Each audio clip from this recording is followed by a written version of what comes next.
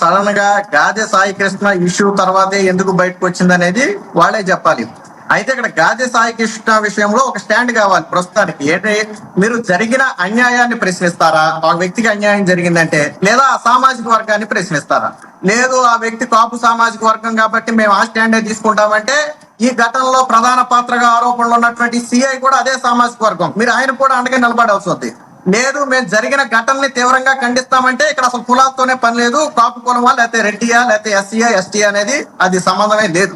So కాబట్టి ఇక్కడ దేన్ని సమర్థిస్తారనేది మొదట వాళ్ళ స్టాండ్ ఏంటనేది తెలుసుకోవాలి. రెండు, ఇప్పుడు ఏదైతే వైఎస్ఆర్సీపీ ఒక కాపు సామాజిక వర్గాన్ని దగ్గర చేయాలి లేదా పవన్ కళ్యాణ్ నుంచి దూరం చేసి వైసీపీ వైపు తిప్పాలనే ప్రయత్నం చేస్తున్నారో దానికి పెద్దన్నగా వ్యవహరిస్తున్నటువంటి అంబటి రాంబాబు గారు, అదే అంబటి రాంబాబు గారు గతంలో మీరు చెప్పినట్టుగా అదే కాపు సామాజిక వర్గం మీద కొన్ని విమర్శలు చేశారు. అదే అంబటి రాంబాబు గారు చేసిన విమర్శ వేరొక సామాజిక వర్గం చేసి వేరొక సామాజిక వర్గానికి చెందిన వ్యక్తి చేస్తే దాన్ని యాక్సెప్ట్ చేస్తారా? యాక్సెప్ట్ చేయరు కదా. కానీ అంబటి రాంబాబు అదే సామాజిక వర్గం మీద విమర్శ చేశాడు, ఆయన ఒపీనియన్ ఓపెన్ గా చెప్పాడు. తర్వాత కూడా మీరు గతంలో మాట్లాడిన మాటల కాంట్రవర్సీ అయినాయి అన్నా కానీ ఆయన వెనక్కి తగ్గల. ఏమని చెప్పాడు? ఎస్, నా ఒపీనియన్ నేను చెప్పాను, అలాగని చెప్పి నేను ఎవరిని కించపరచలేదని చెప్పి ఆయన చెప్పాడు. మరి ఆయన్నే ఈ రోజు కాపు సామాజిక వర్గాన్ని దగ్గర చేయటంలో పెద్దనగా ఆయన్నే ఎలా పెట్టారో మరి వైసీపీ పార్టీకే తెలియాల. రెండోది అంటే ఇప్పుడు ఎందుకు ఈ సందర్భం వచ్చిందంటే, గతంలో 2025 సుమారులో వైఎస్ఆర్సీపీ ఒక ఘటనకి సంబంధించి ఒక వార్త ప్రచురించింది. వాళ్ళ అఫీషియల్ ఏమని ప్రచురించిందంటే, మీరు దళితులు మాతో పాటు కలిసి ఎలా ఉంటారు, మీరు మాతో కలిసి ఉండటానికి అనర్హులు అని అధికార పార్టీకి చెందిన ఒక కులం వారు మాదిగ తెగకు చెందిన ఒక వ్యక్తిని అన్నమయ్య జిల్లాలో వివక్షకు గురి చేశారని చెప్పి అక్కడ ఒక కులం అని రాశారు. అక్కడ ఎవరున్నారయ్యా అంటే, ఆ కులం ఎవరయ్యా అంటే, అధికార పార్టీకి చెందిన కులం ఎవరయ్యా అంటే కాపులు. అక్కడ వాళ్ళు దళితుల పక్షాన్ని స్టాండ్ తీసుకున్నారు. సరే, ఈ దళితులు అని విమర్శ ఎవరు చేసినా ఏ కులం చేసినా తప్పే, మనం దాన్ని సందేహం లేదు. ఇప్పుడు అదే వైఎస్ఆర్సీపీ అఫీషియల్ లో కాపు యువకుడు జనసేన కార్యకర్త సాయి కృష్ణను లాకప్ లోనే చంపేశారు, అయినా కాపు సంఘ నేతలు స్పందించట్లేదు, లేదా కాపు సంఘ నేతలకి అంటే పవన్ కళ్యాణ్ ని టార్గెట్ చేస్తూ కాపు సంఘ నేతలు పై పొజిషన్ లో ఉన్న దీన్ని ఎందుకు మాట్లాడలేదు అన్నారు. అక్కడేమో దళితుల స్టాండ్ తీసుకున్నారు, కానీ అటుపక్క ఉన్నది కూడా కాపు నేతే. ఇక్కడేమో కాపులు స్టాండ్ తీసుకున్నారు. సరే, ఇక్కడ రెండు వైపులా బాధితుడు బాధించబడిన వాళ్ళు ఇద్దరు కూడా కాపులే కావచ్చు. అంటే అవకాశానికి అనుగుణంగా వైఎస్ఆర్సీపీ తీసుకుంటుంది. లేదు, కాపులకు కూడా మేము రాజకీయంగా పెద్దపీట వేశాం అని గానా వీళ్ళు ఏదైనా చెప్పదలుచుకుంటే, వైఎస్ఆర్సీపీ పార్టీ కొద్దిసేపటి క్రితం ఒక 5 పదవులు విడుదల చేసింది. మామూలుగా యాదృచ్ఛికంగా నాకేదో గ్రూప్ లో వస్తే నేను ఓపెన్ చేసి చూసా కొద్దిసేపటి క్రితం, 1 గంట క్రితం. ఏంటా పదవులు అంటే, రాష్ట్ర డిప్యూటీ జనరల్ సెక్రటరీ అని చెప్పి ఒక 5 పదవులు ఇచ్చింది. మరి 5 పదవుల్లో ఎక్కడా కూడా కాపులు లేరు. అందులో పుత్త శివశంకర్ రెడ్డి, చెల్లా మధుసూదన్ రెడ్డి, పుత్త ప్రతాప్ రెడ్డి, ఏ హర్షవర్ధన్ రెడ్డి, కొందుల రవీందర్ రెడ్డి.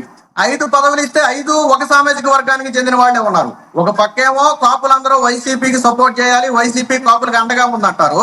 మరో పక్క ఒక గంట క్రితం ఇచ్చినటువంటి 5 పోస్టుల్లో కనీసం ఒక కాపు సామాజిక వర్గాన్ని పెట్టుంటే సరే, వీళ్ళు కాపు సామాజిక వర్గాన్ని రాజకీయంగా కూడా ఇంపార్టెన్స్ ఇస్తున్నారని చెప్పడానికి ఉపయోగపడుతుంది. రెండోది ఏంటంటే, కాపు నాయకులు మెజార్టీ నాయకులు వైసీపీతోనే ఉంటారండి. చెప్పండి.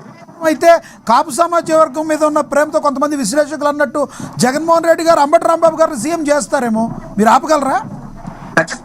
ఖచ్చితంగా యాక్సెప్ట్ చేయొచ్చండి, తప్పలేదు. జగన్మోహన్ రెడ్డి గారు ఓపెన్ గా ఎస్ ఈసారి నన్ను గెలిపించండి, నేను పార్టీని చూసుకుంటాను, ఒక కాపు సామాజిక వర్గ నేతను నేను లీడర్ని చేస్తానని చెప్తే ఈసారి నిజంగానే కాపు సామాజిక వర్గం మొత్తం జగన్మోహన్ రెడ్డి గారు వెంట రావచ్చు. వాస్తవానికి ఇప్పుడు కావచ్చు, మొన్న కావచ్చు, కాపు నాయకులు వైసీపీతోనే ఉన్నారు. కానీ కాపు ప్రజలు కాపు సామాజిక వర్గంతోనే కాపు సామాజిక వర్గమే వైసీపీతో లేదు. మీరు జనసేనలో గట్టిగా 4 కాపుల పేర్లు చెప్పండి అంటే మీరు తడుపుకోవాలి, కానీ వైసీపీలో 4 కాపుల పేర్లు చెప్పండి అంటే మీరు తడుపుకోవాలి. అంబటి రాంబాబు కావచ్చు, అమర్నాథ్ కావచ్చు, కన్నబాబు కావచ్చు, తోట త్రిమూర్తులు కావచ్చు, మెజారిటీ పేరున్నటువంటి లీడర్లు, రాష్ట్రం మొత్తం తెలిసినటువంటి లీడర్లు అందరూ కూడా వైసీపీలోనే ఉన్నారు. కానీ సామాజిక వర్గమే లేదు. ఎందుకు లేదు అంటే దానికి చాలా రీజన్స్ ఉన్నాయి.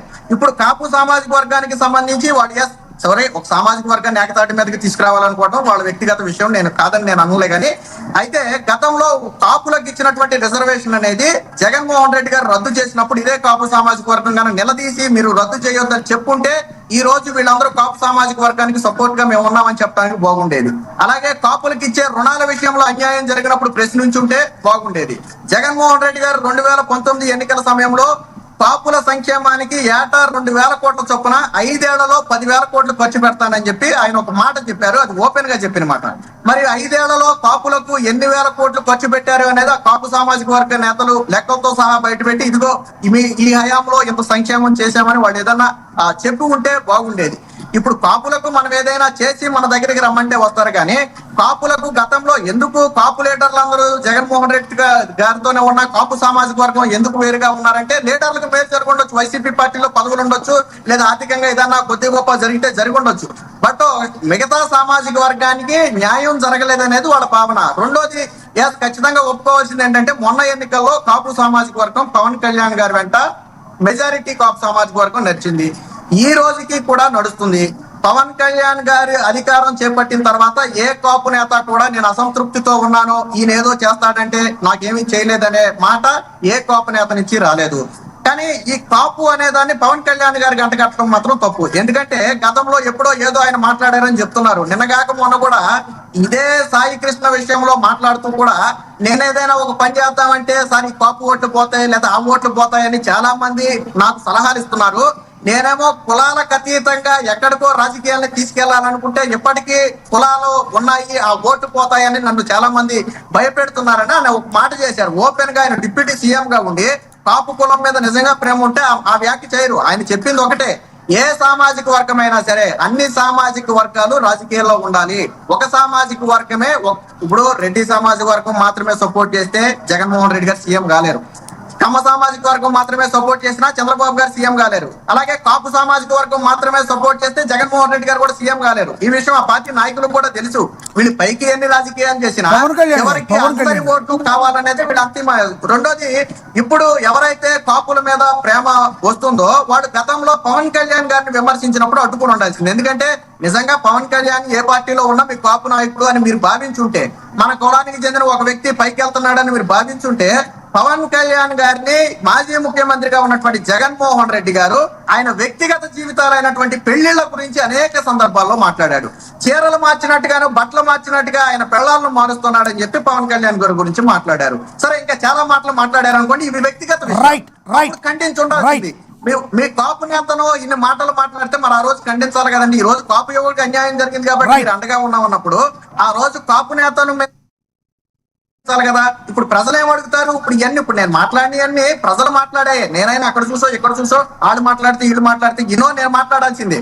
కాబట్టి ఇప్పుడు కాపు నేతలుగా ఎవరైతే చెప్పుకుంటున్నారో వాళ్ళు గతంలో జరిగినటువంటి ఘటనలకు గన ప్రజలకు ఎక్స్ప్లెనేషన్ ఇవ్వగలిగితే అప్పుడు ఏమో కాపు సామాజిక వర్గం నమ్ముతుందేమో. రైట్ సుధాకర్ గారు, ఎస్ కంక్లూడ్ చేద్దరుగా నాగండి. ఎస్, మీరు కంక్లూడ్ చేయండి కారుమంచి రమేష్ గారు. అయితే కంక్లూడ్ చేసే ముందు గాది వెంకటేశ్వరరావు గారు నిన్న ఒకటి అడిగారు. ఏదైతే సాయి కృష్ణని పరామర్శించేందుకు వెళ్ళిన జగన్మోహన్ రెడ్డి గారికి అదే రెడ్డి సామాజిక వర్గంలో మరి సాయి కృష్ణ చేతిలో చనిపోయిన నవీన్ రెడ్డిని ఎందుకు పరామర్శించలేదు, రెడ్డి సామాజిక వర్గం అంటే మీకు కోపమా, ఎందుకు పరామర్శించలేదు అని గాది వెంకటేశ్వరరావు గారు అడిగారు. ఏం చెప్తారు మీరు? లక్ష్మీనాథ్ గారు, అసలు సాయి కృష్ణ విషయం గురించిను మీరు నవీన్ రెడ్డి విషయం గురించి గాదే వెంకటేశ్వరరావు గారు పోలిక చేయడం ఆయన సీనియర్ రాజకీయ నాయకుడిగా ఆయన యొక్క అపరిపక్వతకు నిదర్శనం. ఎందుకంటే అక్కడ ఇద్దరు స్నేహితులు కొట్టుకున్న దాంట్లో ఒక బీర్ బాటిల్తో పొడుచుకున్న విషయం అది. కానీ ఇక్కడ ఒక వ్యవస్థ, ఒక ప్రభుత్వం, ఒక వ్యవస్థ, పోలీసు వ్యవస్థ అనేది, ఆ పోలీసు వ్యవస్థలో పనిచేస్తున్న ఒక సిఐ ఒక వ్యక్తిని హత్య చేసి శవం కూడా కనిపించకుండా దాన్ని దహనం చేసి ఆఖరికి బూడిద కూడా దొరకకుండా చేసిన వ్యవహారం ఇది. ఈ వ్యవహారానికి నవీన్ రెడ్డిని అంటే గాదే వెంకటేశ్వర గారు నాకు కూడా బాగా తెలిసిన వ్యక్తి. నేను కూడా డిబేట్లో ఆయనతో చాలా సార్లు పాల్గొన్నాను. మరి ఆ విధంగా ఆయన మాట్లాడటం అనేది ఆయన రాజకీయ అపరిపక్వతకు నిదర్శనం అని చెప్పి నేను అనుకుంటున్నాను. ఇక విశ్లేషకులు సుధాకర్ గారు పూర్తిగా ఒక పార్టీకి, ఎందుకంటే ఆయన కూడా టీడీపీ కూటమి పక్షం అనుకుంటా, ఆ పక్షం వైపున పూర్తిగా మాట్లాడటం జరిగింది. ఇక విజయశేఖర్ రెడ్డి గారు మాట్లాడుతూ చాలా చెప్పారు.